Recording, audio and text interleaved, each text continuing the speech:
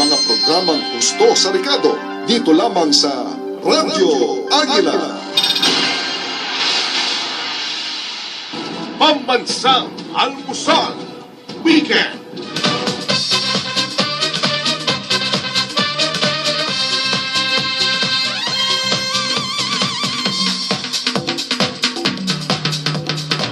Balik po ang programang Pambansang Almusal Weekend. Hanggang sa mga oras na ito, kami ang inyong kasama. Miss Horizon Chaser, happy morning po sa ating mga masusugid na taga-pakinig. Ayun, at sa pangalan po ni Raymer Caral, get well soon. Ito po naman si Bel Sorara. Hanggang alas 8 po tayo ng umaga. Kanina po nabanggit namin na may 3 senador na tinaningan ng Department of Foreign Affairs. Isa-isa na nga pong binigyan ng notice ng Department of Foreign Affairs yung 37 individual na pinakakansela ang pasaporte. Bunsod nga po ito ng kaso kaugnay ng pork barrel scam. Nako, Miss Horizon, kung ikaw yung nasa kalagayan ng isa doon sa mga tinaningan, ano bang magiging reaksyon mo? Abay, maging masunurin. Aba, masunurin, Diba? masunurin ang peg, Miss Opo. Horizon. Eh, kasi kung talagang wala kang pagkakasala, wag ka na magreklamo. Kahit Ayun. anong gawin kasi sa'yo, balibalik ta rin ka man, walang masisilip sa'yo kapag alam mo na talagang hindi ka magnanakaw. Ayun, Diba? ayan. So, kung hindi ka pinapaalis, di huwag. Ayun. Diba? Para mapanatag ang loob ng ating mga kababayan at sino mang mga tumutulig sa sayo. Diba? Para Ayun. wala nang komento. Eh, Ayun. bakit ka ba alis ng bansa? Magastos yun. Yan. At saan mo ba kukunin yung panggastos mo? Papunta sa ibang bansa, di ba? Utang daw sa'yo. Utang tayo ka, Miss Bell. ng pag-ibig. O, di ba? Pag-ibig, ayan. So, ang dami-daming gagawin dito sa ating bansa. Huwag mo na kayo umalis. Ayan, Tapusin mo na yung mga kaso ninyo kung meron man. Di ba? Ayon nga kay DFA spokesperson Asek Raul Hernandez, nito pong nakaraang Biyernes, sinimula na po nila yung magbigay ng notice ng kagawaran kung saan nga po may mga 3 solon sa 3 senador ang unang nabigyan. Wala niyang iba sa bahay, kaya kaalis lang ni DFA Secretary Asek Raul Hernandez, wala sa bahay yung ibang bibigyan nila, kaya pagpapatuloy pa nila yung kanilang pagbibigay. 5 araw nga daw yung palugit ng DFA para makapaghain yung mga respondent ng tugon at argumento para hindi makansela ang kanilang pasaporte. Ito naman pala, Miss Horizons, halimbawang kinansela ang pasaporte, meron naman palang pagkakataon para umapila ka. Para ikaw ay magtanggol sa iyong sarili. Bakit kakanselahin ang aking pasaporte? Ganun lang naman yun. Kaya nga, huwag ka agad-agad na na parang akala mo napakalaking bagay nang nawala sa'yo. Oo. Pero meron kasi kailangan sumunod, may proseso Oo. naman pala, di ba? Yes, Oo. Di, patunayan mo nga. At pero nga, Miss Bell, nagtataka lang ako, ang hilig nila maglakbay. Di ba? So, wala namang katapos sa problema dito sa ating bansa. Alam mo yon, parang, ano ba yun sa isang taon, 2, 3 beses ka lang maglakbay. Pero hindi eh. Bilangin kaya nila sa pasaporte ng mga ito sa isang buwan. Ilang bansa ang napupuntahan ng mga politiko natin. Ilan niya? Diba? Marami. Diba? Nakakapagtaka. Nakakapagtaka talaga. Kaya at parang masyado silang sa pasaporte nila. Eh, tayo nga may pasaporte eh. Oh. Ganun lang, nakatabi lang. Hindi, nakatabi lang. Ibabuti ikaw, meron kang pag-abroad. Kuya, Ilang basehan naman o batayan para makansela ang pasaporte sa kaalaman po ng mga taga-subaybay? Una po, yung interest ng national security, public safety at public health.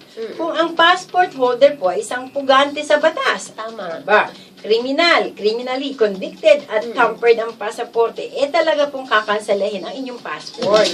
Tama. Ang sinasabi nga po ng Department of Justice na yung graft and corruption is another national security concern. Totoo yan.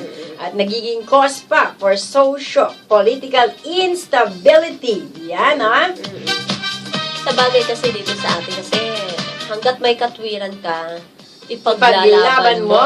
Kaya dyan tayo na yung mga kasong ganyan. Na nawawala, lalo na pag magaling mga tuwiran, Oo, magaling mahusay, mag-twist, Naku, Yung bang may yung- kasalanan, napapawalang sala. Yes. So, ang Pinoy talaga, diyan tayo hinahangaan sa kagalingan po natin na mga tuwiran. Ayan. Okay lang mga tuwiran, Miss Bell, pero naman Lagyan mo sa gamitin lugar. natin ng konsensya at ang Yan. buti, no? Oo. Kung alam mo naman talagang wala kang kasalanan, gamitin natin ang pagiging magaling natin sa pangangatwiran. Mhm. Pero kapag po alam mo, may pagkakasala ka, abay, ikapit mo naman ang kapakumbabaan. Dahil lang, una-una, ang Pilipino, ilang porsyento tayo na may mga takot sa Diyos, ano? Mhm. Bakit ganon? Walang konsensya, walang budhi. At ipangangatwiran pa ang mga kamalian nila. Magpakumbaba ka, aminin mo, malay mo, di ba? Mapababa pa yung kasalanan Sentensya. mo. At saka, Miss Bell, masarap kasi yun na umamin ka ng pagkakamali mo. Kasi, Tama. nakakaluwag din po yan sa ating Drug feelings. Oo, sa Yes. loob ng ating damdamin, ano? Correct. At magkakaroon ka ng kapanatagan ng isip. Tama. Ikaw rin naman makikinabang dyan. Tama. Personal mo, no?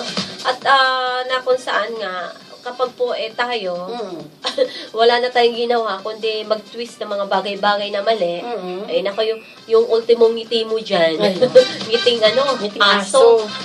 Pilit. Pangit yun. Oo, ha, ha, ha. Parang si Ritoke ang Oo. ha, ha, ha. Ritoke. Sino to? Yung wala nang ginawa kundi mag-ritoke na Magpa-ritoke. mukha. Umiiyak na nga lang, pilit pa. Ha, ha, ha. Kasi Iyak ba yun o niritoke yung, tawa? yung mukha. Hindi natin alam kung tumatawa Ano nga o yun? umiiyak. Maraming boyfriend. Meron doon, maraming boyfriend. Oo, At na bata may- pa. Oo, na may edad na. Ayun, oo. Ha, ha, ha. Kalimutan natin pangalan niya. hindi ko nakalimutan. Ayaw lang natin. Ayaw natin ba? Huwag natin banggitin. Ayan. Kasi binibigyan pa rin natin ng konting respeto. Ayun, So, respeto lang. okay, kasi yun ang kanyang kaisipan Yes. na magparitoke. Pero huwag na po natin gayahin yan, mga mahal nating tagapakinig. Iba pa rin yung tumanda ng natural. Ayun, Katulad oh. ni Miss Bell. Ayan, oh. Ayun, oh. Wala rin to-ritoke. Maging totoo Natural. tayo. Natural. Diba? Puro natural po. Oo. Takot po kami sa injection. Tama. Ayan. Kaya- Okay, alam mo ba? Usapang sige pa. passport pa rin. Sige. Meron pa rin pinakansela. Itong si Reynald Lim. Kilala mo ba si Reynald Lim? Hindi ko naman siya kaibigan, Miss Bella. Ayan, yan yung kapatid ng negosyanteng si Janet Lim. Oo. Magkapatid sila. Pinakansela na rin ng Department of Dapat. Justice, maging yung pasaporte niya. Dapat. Kasi nahaharap siya sa kasong serious illegal detention. Yan, ha? Nauna nga isinampas sa kanya ni whistleblower Ben Harloy. Ayun. Tama yun. Ayon kasi kay Justice Secretary Laila De Lima, hanggang ngayon, hindi pa nahuhuli si Lim. Ang galing naman magtago. Magaling magtago. Oo naman, mabilis magtago. Pagtago na sa cabinet mo, wala makakita sa'yo. Pero palagi ko wala ito sa cabinet. Nasa malayong lugar ito. Malayong malayo. Kung marami kang pera, limpak-limpak, aba, kahit maghukay ka sa ilalim ng lupa ng sarili mong mansyon, abay, magagawa mo, Miss Bell. Correct. O yun, di ba, merong ganon na talagang ubod yaman, ay nagpagawa ng sariling mundo sa ilalim ng lupa. Sariling mundo? Opo, nandun na lahat. Wow. Parang department store pa ang kanyang bahay. Wow. O, di ba? So, malamang maraming ganyan dito sa atin. Sa lawak ba naman ng Pilipinas? At maraming walang imposibleng gawin dito pala sa atin, ano? At magmura pa ang mga bagay-bagay, kaya kayang-kaya. Kung bilyon-bilyon naman ang pera mo. Naku, may babasahin lang tayong text, ha? English to, ha? Tagalogin mo kaya. Tagalog tayo. Horizon. Ito, sabi. Pursuant to Republic Act 9006 with Resolution number 7858 known as Fair Election Act, posting of campaign materials, the undersigned candidates respectfully submits the designated common poster areas of this municipality. Ito na po yun. Yan na Bukawi, Bulacan. Bukawi, Bulacan as follows, ha? Ito po yung Barangay Antipona. Barangay, ayan, sa Bukawi, Bulacan, ha? Barangay Kaingin, ayan, ha? Sa New Bukawi Public Market. Ang mga lalabag dito ay may parusang sumusunod. Para sa kapitan ng Barangay Antipona, nako, delikado po kayo. Dapat sundin nyo yung ibinilin rules and regulation po ng pagpo-post ng inyong campaign materials. Marami. Nako, sinilagay yung Dami mga na. pangalan nyo. Hindi ko nababanggitin, ha? Sabi nga ni Miss Horizon, Banggitin mo respeto. kaya? Gusto mo? Oo, kasi tinext naman sa'yo, may ebidensya ka. Ayan, eto Oo, eto kasi parang huwag tularan, O, dapat sige, lang. para daw sa Kapitan, Barangay Antipona, si Kapitan Daldo Rubio. Yan. Oy, Robio. Ayan. Kapitan Robio, Ayan. tanggalin mo. Ayan, Ano mo, Barangay Kaingin para sa Kapitan Jack Pascual. O, Jack Pascual. Mga kagawa, Drene Del Prado, Naku. Lito Parulan, Raquel Parulan, Ronald De Vera, Cecilia Palumige, Esper, nako, Jeronimo, Bong Lansang. Ito po ay itinext lang, binabasa ko lamang po.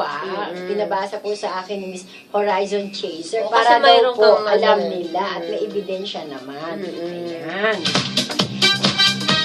Kaya sundin po natin yung kung ano man yung ipinatutupad po ng COMELEC. Halimbawa, bawal mag-post diyan po sa lugar ninyo. Wag po kayong mag-post ng poster nyo diyan. Bawal pong dito, ganun kalaki. Sabi nga po namin kanina, meron po yung rules and regulation. Ganito lang ang size, ito lang yung designated place. Pero, ang sabi nga po, doon sa mga lumabag, actionan po kayo ng COMELEC.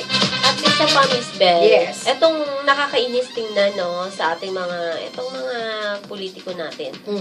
Ay, sinasamantala nila itong ating mga kababayan talaga lagi, itong mga mahihirap, yung mga dampa-dampa lang ang bahay, no? Katulad namin, dampa-dampa lang. Diba? Ayan. Kumbaga, para bang mas parang gustong ipamukha doon sa may-ari ng mga dampa. Oo. Na mas okay pa yung tarpaulin na lang ang ilagay nila doon kaysa yung tagpi-tagpi, diba? Nakikita mo yon, Oo. napakarami doon sa Dami.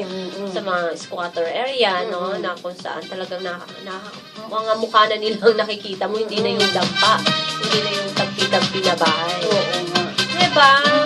Ang dugyot na nga, dinudugyutan pa. Dugyot talaga no? Yung mga naglalagay na ganyan, yung mga dugyot yung mga yan talaga, pati Ayun. puso mga dugyot. Ayan. Okay, may nag-text. Maganda itong tinext niya. Life feels good when somebody's there. Totoo yan. It feels better when somebody shares. Tama. Totoo din yan. But it feels best when somebody cares. Ayun Good morning. Happy morning. Sana binanggit mo yung pangalan mo. Kasi nag-good morning siya sa ating dalawa. Happy morning sa'yo. 0942-297-0638. Salamat. Salamat. At nakikinig ka sa amin ni Miss Horizon. Ako naman may nag-text. Sige, basahin Kaya lang mo. ayoko basahin. Ayaw. Kasi, maraming gumagamit sa ating mga media, lalo na sa oras ng election. Sa mga personal interest nila. Diba? Yung pala nakakapag-plug na tayo. Nako. Na sila lang ang nakikinabang. Ayan. Walang problema makinabang ka, pero kung ang tanong, yung pakikinabang na yan, mabuti ba na pupunta sa kabutihan, di ba? Gamitin lang naman din sa kabulastugan. Nagagamit din tayo mga mamamahayag. Di ba? So, medyo maging matalino rin tayo. So, sorry hindi ko pwedeng banggitin to. Okay, magbabalik po ang programang Pambansang Almusal Weekend sa ating pong Balita alas 7. Sandaling-sandali lang. Sino yan?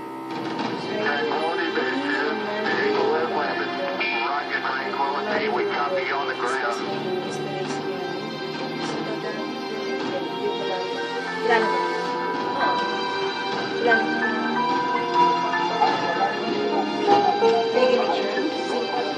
Balita mo na 60%.